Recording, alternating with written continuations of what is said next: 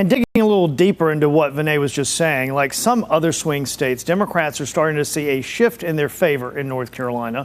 Whether that's sustainable, though, will be up to a lot of things. A new election forecast focuses on the presidential race and our state's only competitive congressional district.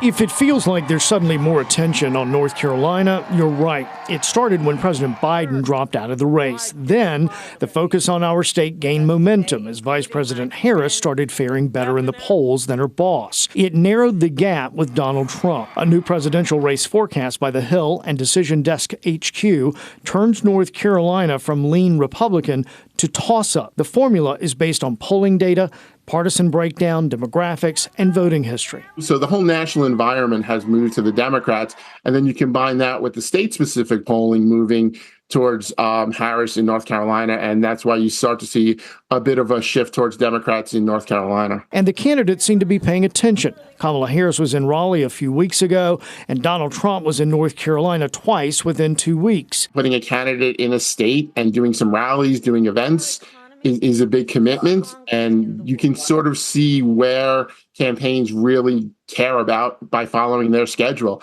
That's the biggest thing that they have, is to put their candidates someplace. So if they're expending that kind of resource, that tells you what they think is important. After redistricting, all but one of North Carolina's 14 congressional races are considered all but decided. District 1 includes a large geographic section of the state's northeastern counties. The race between Democratic incumbent Don Davis and Republican Lori Buckout is now forecast as lean Democrat. Drew McCoy with Decision Desk HQ says there's not a lot of polling for House races, so they look at other data. So it's very much influenced by things like finance, fundraising, and again, the environment. So the environment definitely has improved for Democrats, but it's still going to be a very close race and probably an uphill fight for Davis to hold on to a seat.